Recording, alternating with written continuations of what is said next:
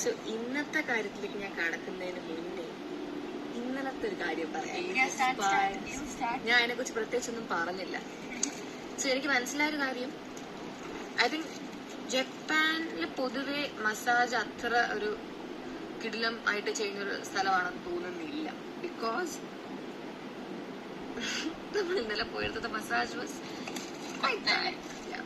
Pathetic to be honest. കാരണം നമ്മൾ പോയിട്ടുള്ള മലേഷ്യയിലേക്ക് ഒരു റോഡ് സൈഡിലെ ചെറിയ മസാജിങ് സെന്റർ, അങ്ങനത്തെ സ്ഥലത്ത് പോയാൽ പറയാൻ പറ്റത്തില്ല. മേ ബി നമ്മൾ മലേഷ്യയിലെ ഒരു ചെറിയ സ്ഥലത്ത് കയറിയതിന്റെ ദൈവമേ എനിക്ക് കിടിലം മസാജ് ആയിരുന്നു. ഈവൻ ബാലിയിൽ ഇതൊക്കെ ഇത് വെച്ച് നോക്കുമ്പോൾ വെരി നൈസ്. കാരണം ഇന്നലെ it was very painful and ഭയങ്കര കഷ്ടപ്പാടായിരുന്നു എനിക്ക് റിലാക്സേഷൻ്റെ കാണാൻ.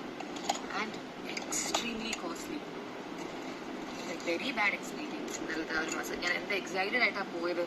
വ്ളോഗ് കാണുന്നവർക്ക് അറിയാം, ഞാൻ അത് എന്റെ മാത്രം പ്ലാൻ ആയിരുന്നില്ല, എന്റെ പ്ലാൻ ആയിരുന്നു. സോ ഇന്നലെ ഞാൻ പറഞ്ഞുകൊണ്ടിരിക്കുകയല്ലോ, I M so excited.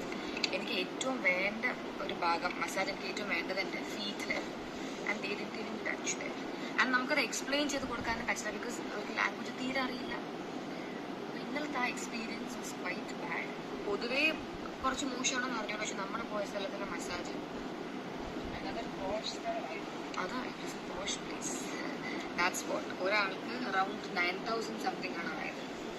So it was A very bad experience. നമ്മളത് മറക്കാമെന്ന് വിചാരിച്ചു. Never actually ask people to not go there. കാരണം ആർക്കും ഒന്നും അറിയില്ല, അവിടെ ആർക്കും ഒന്നും അറിയില്ല, മസാജിനെ കുറിച്ചൊരു ധാരണയേ ഇല്ല. Absolutely clueless. അമ്മയൊക്കെ കാണിച്ചു കൊടുക്കുക ഇങ്ങനെയാണ് മസാജ്. അപ്പൊ എനിക്ക് അപ്പുറത്തുനിന്ന് കേൾക്കാൻ പറ്റുന്നുണ്ട്. അമ്മ അവരോട് പറയാ you should come to India and learn how good the massages are. Really എന്നെ കുട്ടായിരുന്നു, ഇങ്ങനെ വേദനിക്കുന്ന രീതിയിൽ ഹൻസു അവരോട് പറഞ്ഞു.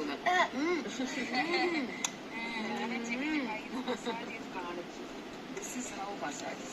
It's very